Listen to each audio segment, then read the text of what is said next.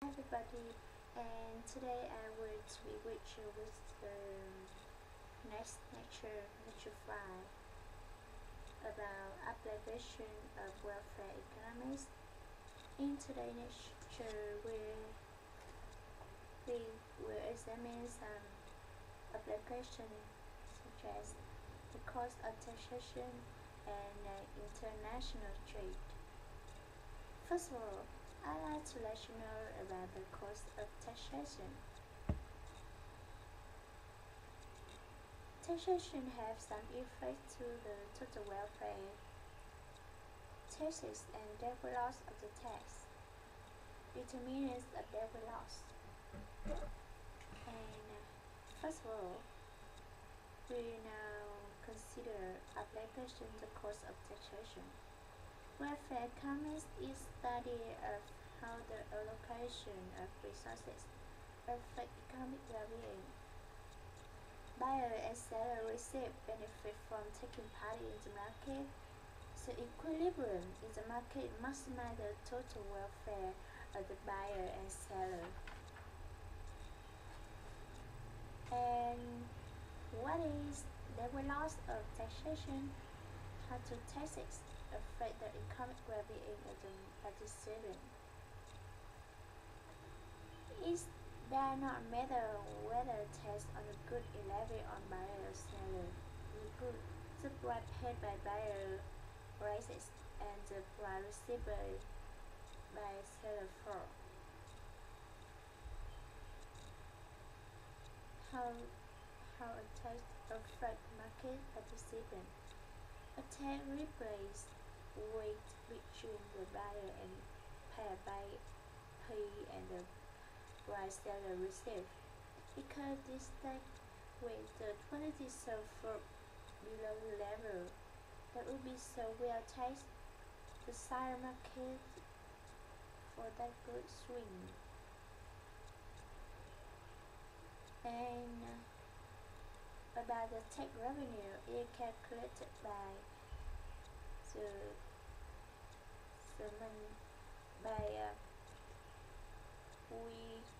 we take the size of tax multiple the quantity of the goods sold. The tax revenue, that's tax revenue. Now we consider how tax affect welfare. Trend in welfare. Therefore loss is the fall in total surplus that result from market distortion, such as a tax. The trend in total welfare includes the trend in consumer surplus, trend in producer surplus, and the trend in tax revenue.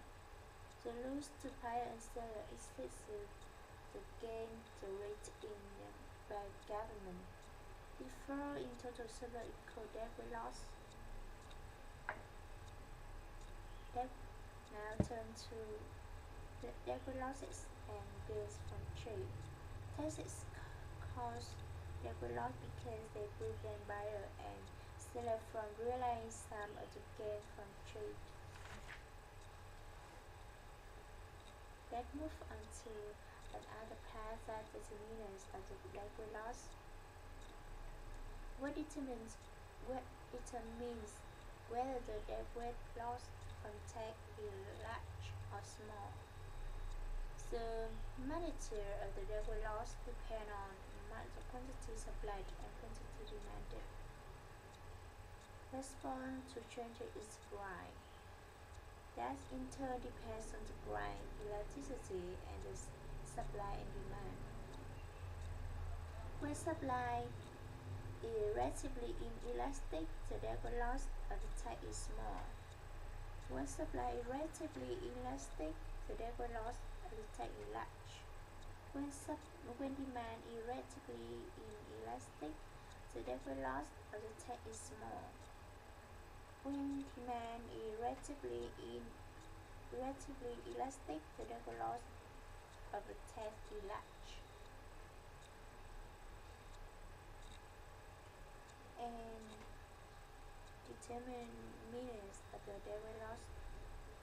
The greater electricity demand and supply lead to larger will be in the decline in equilibrium quantity and the greater the level loss of the tax.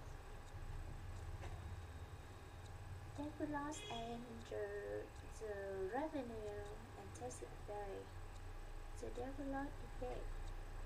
Some economists argue that labor taxes are highly distorting and believe that labor supply is more elastic.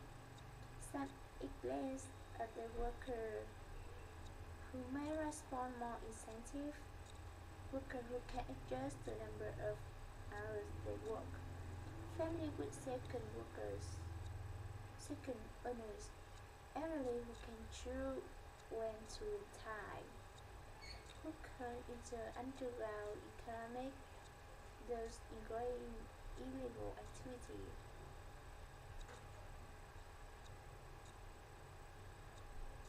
With age increase in tax rate, the labor loss will tax raise even more rapidly the rise in the tax. Okay. Labor loss, labor loss and tax revenue at tax rate. For the small tax revenue is small. As the size of tax rises, the revenue grows. But as the size of tax continues to rise, tax revenue falls because the higher rises reduce the size of the market.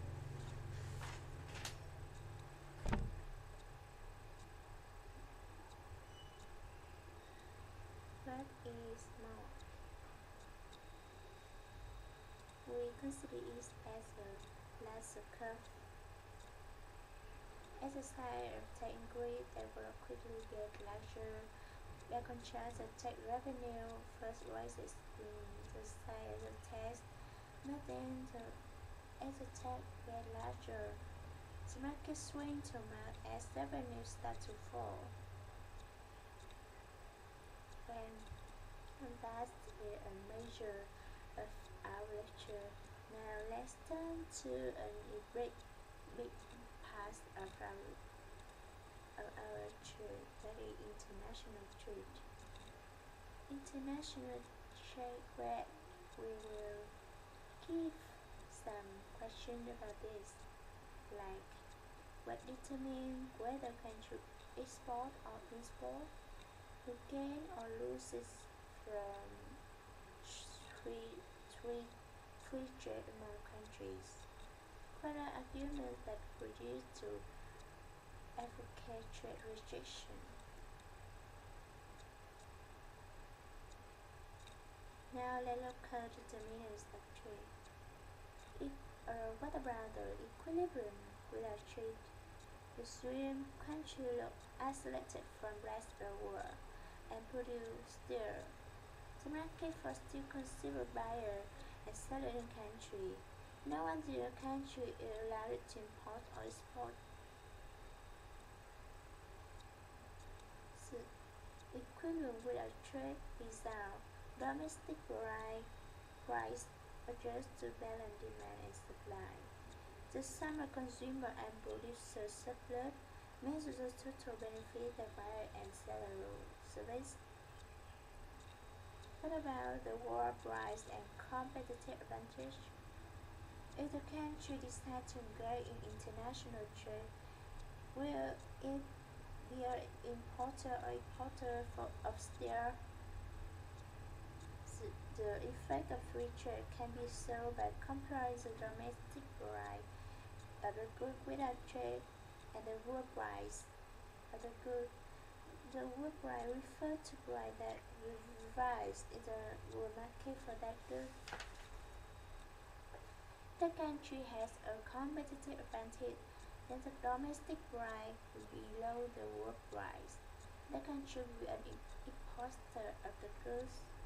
The country does not have competitive advantage, since the domestic price will be higher than the world price, and the country will be importer of the goods. Now let's consider the winners and losers from trade. The analysis of an exporter country just to conclusion. Domestic producer of the goods are better off, and domestic consumers of the good are worse off. Trade raises the economic well-being of of nation as a whole.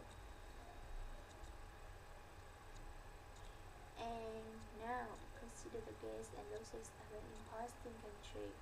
International trade in an importing country. If the world price of tier is lower than domestic price, the country could be imposted at the tier when trade is permitted. Domestic consumer will want to buy steel at a lower world price. Domestic producer of steel will have to lower their output because the domestic price moves to the world price. Now consider the winner and loser from trade. How free trade affects welfare of importing country?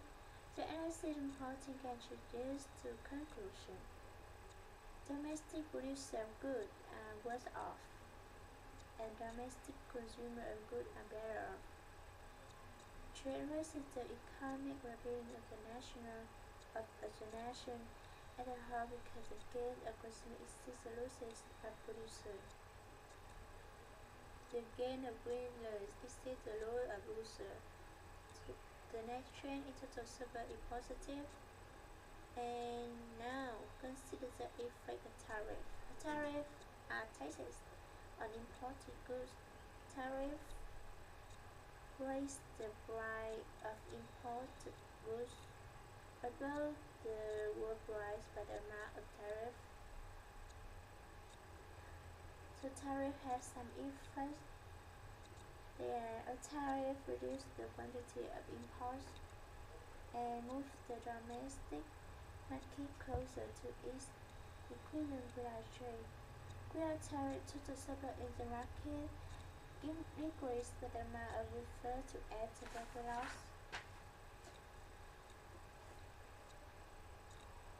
An opposite to tariff is import quota. An import quota is limit. The import quota is limit on the quantity imports. Effect of import quota. Because the quota raises the domestic price above the world price, domestic buyer of goods are well off, and the domestic seller of goods are better off. License holder are better off because we profit from buying at the world price and selling at a higher domestic price. With a quota, total supply in the market decreases by the amount referred to as a double loss. The quota can potentially cause uneven larger double loss if merchant mechanism shall lock in is in order to locate the import license. If government sell the import license for full values, revenue equal that of an equivalent tariff and result tariff and quota are identical. Both tariff and import quota raise domestic prices, reduce the welfare of domestic consumer, increase the welfare of domestic producer, and cause labor loss. These make the lesson for trade policy. Other benefits of international trade are increased variety of goods, lower cost through economic scale, increased competition, and enhanced flow of ideas. Now that's this for today, and see you next lecture. See ya!